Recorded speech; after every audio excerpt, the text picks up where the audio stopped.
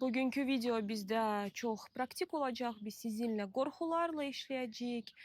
Və mən hər videoda demək olar ki, deyirəm ki, qızlar, əgər sizin daxilinizdə qorxular varsa, bəli, bu normaldır ilk növbədə. İkinci növbədə normal deyil, əgər bu qorxular bizi idarə edir və bizə imkan vermir öz istədiyimizə nail olmaq və özümüzə aid olan həyatı yaşamaq. Bu nə deməkdir? Əgər mənim daxilimdə qorxu var ki, kimsə məni alçaldar, kimsə mənə yox deyər, kiməsə kimisə itirəcəm ya da ki, kimsə məni aldadar.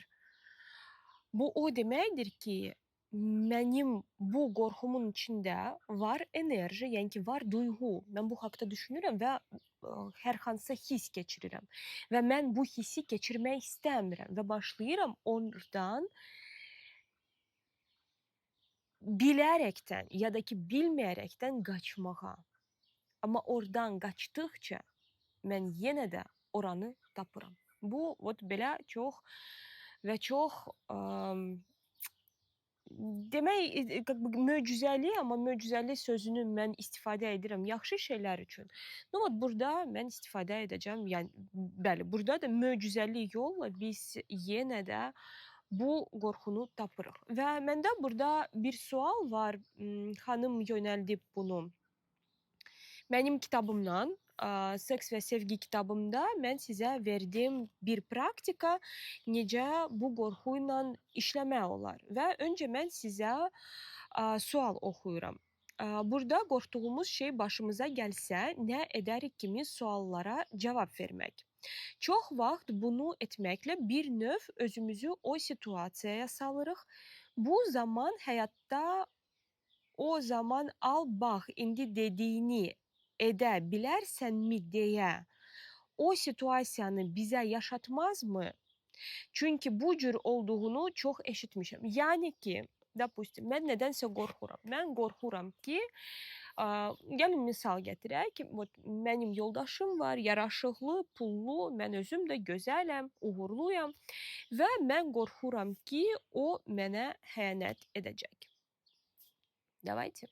Məncə çox aktual bir qorxudur. Qorxuram ki, yoldaşım uğurlu, pulludur və o mənə xəyanət edəcək. Bəlkə kimdəsə hələ ki pullu deyil, amma hiss olunur ki, insanda potensial var. Amma mən qorxuram ki, birdən o pullanar və mənə xəyanət edəcək. Burada kitabda, boş qoy mən öncədən gərək tapardım. Burada var məndə. Hardadır bu? Qorxular 65-ci səhifə.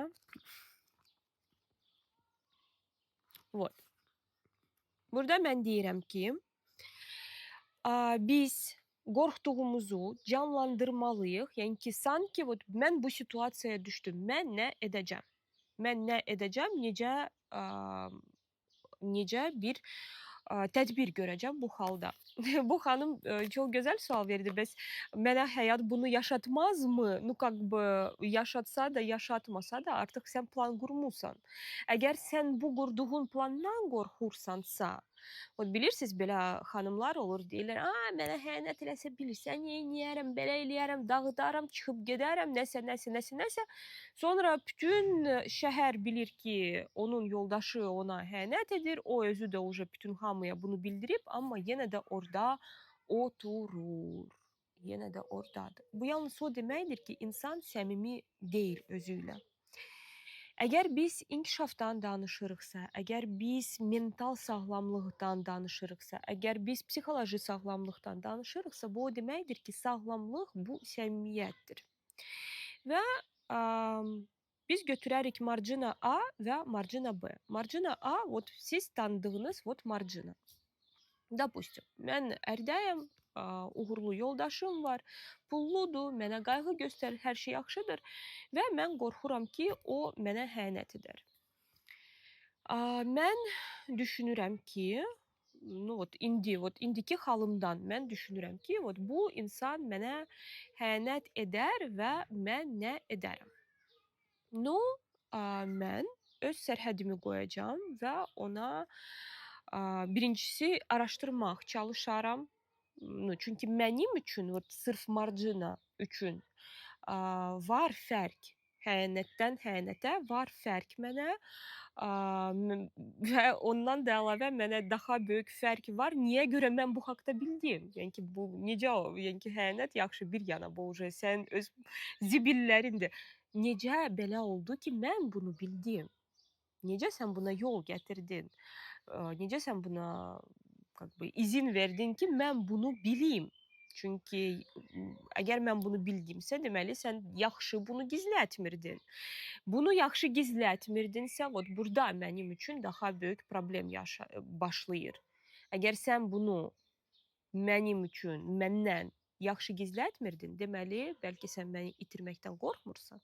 Burada artıq, не то чтобы qorxmursan, amma sənin üçün fərqi yoxdur, sən məni itirdin, yoxsa yox. Burada mənim üçün daha böyük problem başlayır. Yəni ki, Marcina üçün problem xəyanətdə deyil, Marcina üçün problem niyə görə Marcina bu haqda bildi. Və artıq burada başlayır müəyyən bir ssenari. Bəlkə təsadüfən oldu.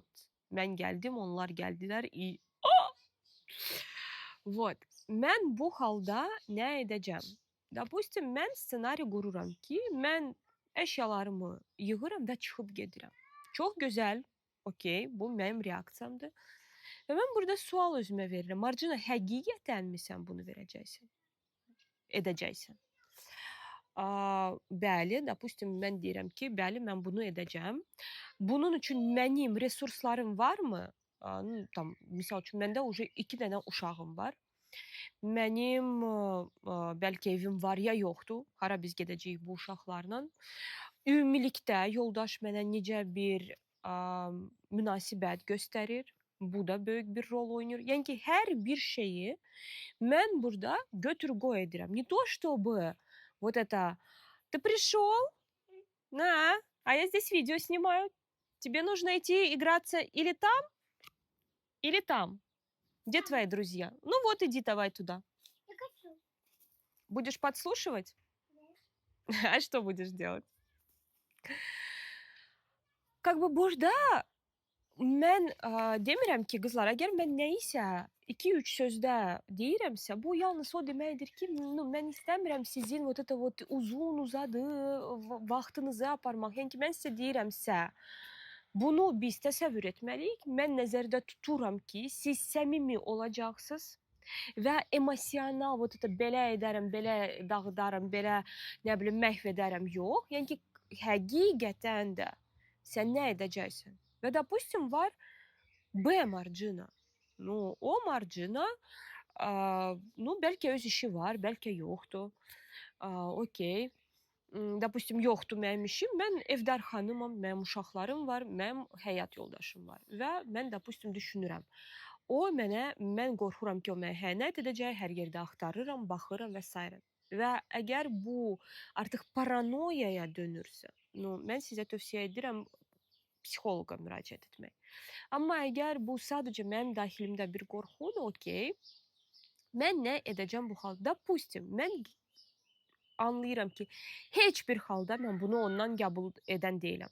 Heç bir halda mən onu ondan qəbul edən deyiləm. O zaman mən biraz daha stratejik düşünməliyəm. Stratejik düşünmə nə deməkdir? Допустим, əgər mən düşünürəm ki, yoldaşım xəyanət etdi, mən onun yanında qalan deyiləm, deməli, mənə lazımdır biraz özümü sığortalamaq. Necə? Haradasa orada birazcık özümə pul yığmaq. Bəlkə lazımdır hansısa gedib iş, peşə öyrənmək. Və peşə burada mən demirəm ki, gedin mühasib öyrənin ya da ki, gedin müəllim olun. İndi o qədər peşələr var, не знаю, konditer var, bloger var, videomaker var, nə bilim, coach var, o var. Yəni ki, milyon dənə peşə var indi, hansını tam 3-4 ayın içində öyrənə bilərsən, sonra da уже biraz təcrübə yığa bilərsən. Вот. Поэтому biraz acık mən orada burada baxın burada hansı məsələ вот bu qorxu вот var bu qorxu. Və mən özümü sığortalamaq üçün artıq başlayıram özümdə nə isə yaratmaq. Yəni ki, bu qorxunun içində mənim gücüm var əslində. Mən boş-boşuna bu qorxunu hiss etmirəm. Deməli, mən özümü zəif hiss edirəm. Ona görə qorxuram. Kimsə deyəcək, yox, mən sevirəm öz yoldaşımı, ona görə mən qısqanıram və istəmirəm onu itirmək və o deyirəm, birdən o mənə xəyanət edər. Bu halda ola bilər, amma burada mən sizə deyərdim ki, ilk növbədə hər bir qadın özünü sevməlidir. İlk növbədə öz dalınca baxmalıdır. Bəs mən nə edirəm? Bəs mən necə edirəm? Bəs mənim həyatımda nələr var və görəsən məndən bir insan niyə görə mənə xəyanət ümumiyyətlə edər? Varmı bunun səbəbləri? Və kimsə deyəcək, yox, mən beləyəm, mən eləyəm. No, o kim deyir mən beləyəm, mən eləyəm? O insanlar o öz zəif nöqtələrini görmürlər. Onlar sadəcə gözündə ego 5 metrə onlardan qabaq gəlir və mən beləyəm, mən eləyəm və səmimi nə baş verir reallıqda onlar bunu təəssüf ki, görmürlər. Nə vaxt mən başlayıram baxmağa, okey, mən qorxuram xəyanət edər. Niyə görəsən? No, допустим, bəlkə mən bunu ailədən görmüşəm. Bəlkə mən görmüşəm atam necə mənim anama başına oynaçıb. Okey. Mən anam kimimi onunla rəftar edirəm. Mən özüm yenə də anam kimiyəm. Çünki допустим, əgər mənim anam qurban idi və mən də indi fədakarlıq, hər şey sənin üçün və heç bir şey mənim üçün, əgər bu hal baş verirsə, no, o zaman mənim qorxum əsassız deyil. Bu o deməkdir ki, mən baxmışam, görmüşəm evdə necədir. İndi mən eyni davranışı burada təkrar edirəm və aydındır ki, mən gözləyirəm qarşı tərəf də eyni mənə qarşı hərəkət edəcək. Burada əsassız bir şey yoxdur. O zaman bu mənim üçün zəngdir ki, Marcina, davay get, öz üzərində biraz işlə, get bu fədakarlığı, get bu, bilmirəm, qurbanlığı yox elə, özünü özünə qaytar və normal həyatını yaşa. Bu o deməkdir ki, mənə heç kəs bu həyatda xəyanət etməyəcəkmi? Xeyr. Mənə dəfələrlə xəyanət ediblər. Dəfələrlə. Və mən hesab edirəm ki, bu təbii bir haldır. Həyatın təbii bir halıdır, ona bax. Həyatın təbii bir halıdır. Kimsə kiməsə xəyanət edir, kimsə kimisə aldadır, kimsə kiminləsə dil tapır, kimsə kiminləsə dil tapmır, kimsə kiminləsə bilmirəm, ünsiyyət qura bilir, kimsə kiminləsə qura bilmir. Nə vaxtsa biz birlikdə cici bacı oluruq, sonra biz bir-birimizi görməyə gözümüz də olmur. Bu həyatın bir hissəsidir. Burada əsas mən buna necə yanaşıram və kitabda sizə demək istədiyim elə buydu. Sən necə buna yanaşacaqsan və əgər bu dəqiqə reaksiya, öldürərəm, dağıdaram, məhv edərəm və s. mən sizə belə bir şey deyə bilim. Bu günə qədər biz insanları heç bir şey, heç bir belə o dediyimiz qorxu əslində məhv etməyib. Biz qorxuruq. qorxuruq deyə onun təsdiqini tapırıq, çünki orada böyük bir kütlə enerji var. Mən bu haqda ayrıca video sizə yazmışdım orada rozovı paltarlarda. Plyajda affirmasiyalar, meditasiyalar haqqında, manifestasiyalar haqqında sizə yazdığımda. Burada qoyacağam əgər yadıma düşsə. Вот.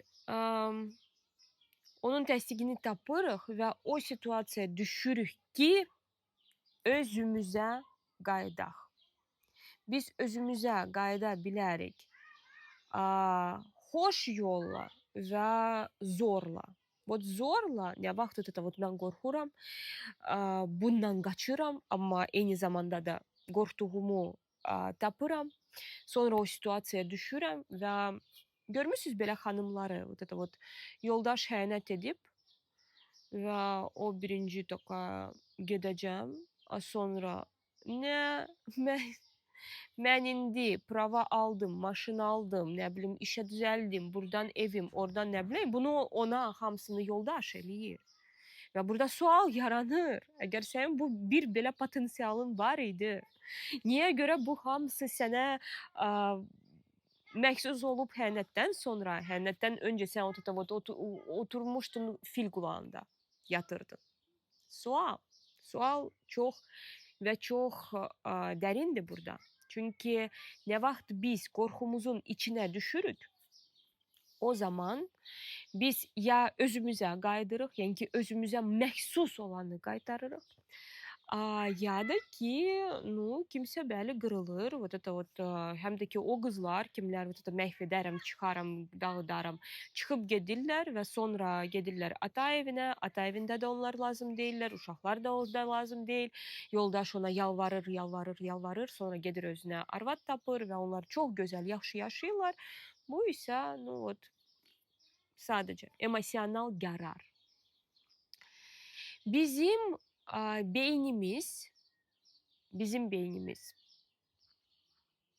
naməlum şeylərdən qorxur. Və buna görə də yeni bir şey başlamaq qorxuncdur. Mən indi yeni layihəyə başlayıram. Prosta mən milyard dənə səbəb tapıram, bəhanə tapıram. Nəysə etməmək, sabaha saxlamaq, sonra. Və mən bilirəm ki, qızlar, nə qədər hər gün, gündən günə mən gün dəyişdirirəm, mən bilirəm ki, orada o qədər böyük potensial var, o qədər böyük güc var. Bu sadəcə mənim üçün yenidir deyə, beyin bunu anlamır deyə, o məndə bu reaksiya verir. Вот так. Поэтому, qızlar, gözəllər, nə qaldı ki bu suala? Bu sual əslində qorxu haqqında deyil. Bu sual səmimiyyət haqqındadır. Nə dərəcədə sən özünlə səmimisən. Və əgər biz gözümüzdən cəhrayı eynəkləri çıxartsaq və reallığa aydın baxsaq və düşünsək, bu qorxduğum başıma gəlsə, mən həqiqətən nə edəcəm? Допустим, mən işləyirəm sosial şəbəkələrdə. Mənim bütün qazancım, bütün işim, indi уже bütün qazancım deyil, mən sosial şəbəkələr vasitəsilə bütün biznesi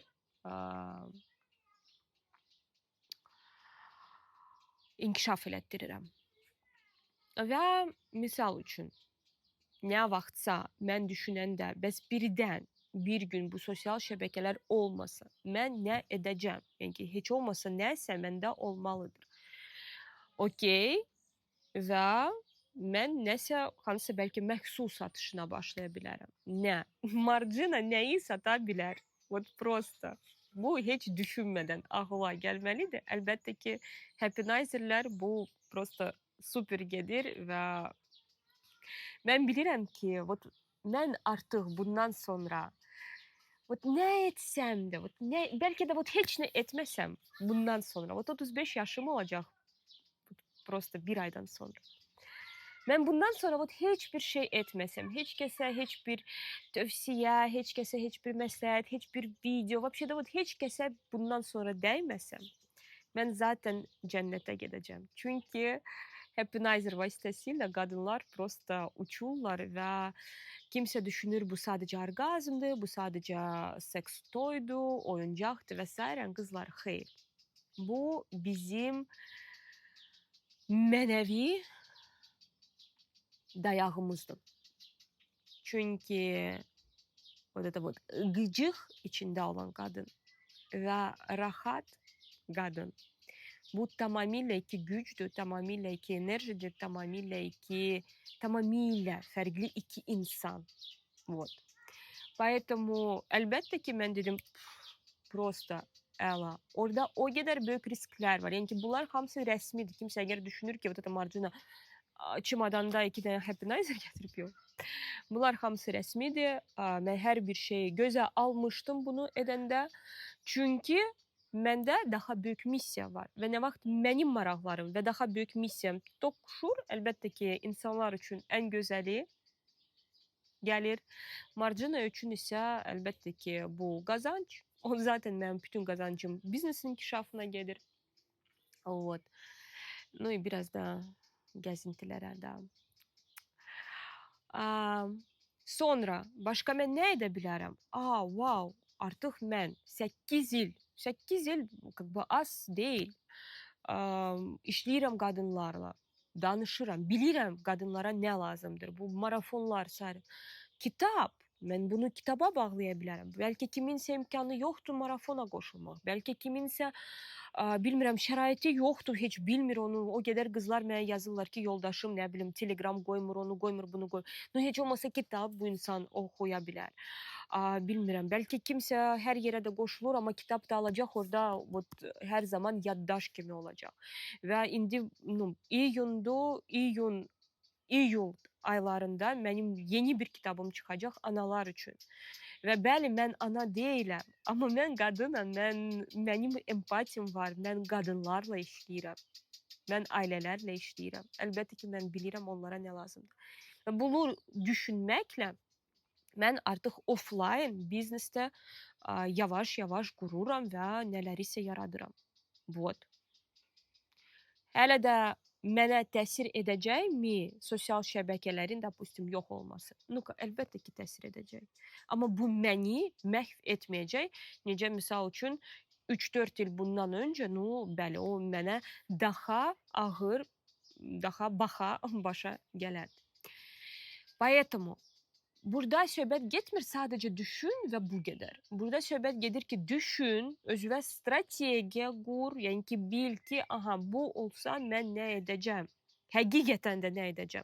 Və əgər nəsə edəcəmsə, aydındır ki, heç bir şey bir anda belə olmur. Bəlkə mən bugündən hər hansısa tədbir görməliyim. Bu demək deyil ki, siz özünüzü hazırlayırsınız və sonra siz özünüzə bunu çəkirsiniz və s. Bu deməkdir ki, siz düşünürsünüz ağıllı kimi və yaşayırsınız ağıllı kimi. Bu tak. Ümidvaram, mən fikrimi tam çatdıra bildim və əgər hələ də kimdəsə mənim kitablarım, mənim məhsullarım yoxdursa, bu videonun altında mən sizin üçün linkləri paylaşıram. Mən özüm Marcina Jumati, qadın sağlamlığı, ailə münasibətləri və şəxsi inkişaf üzrə coach, Instagram, YouTube, TikTok hamısı sizin üçündür. Burada aşağıda linkləri tapa bilərsiniz və çox maraqlı olardı yeni sualları eşitmək. Çünki hər zaman yeni video hazırlamağım mənə xoşdur. Öpürəm sizi, özünüzə yaxşı baxın, hələlik.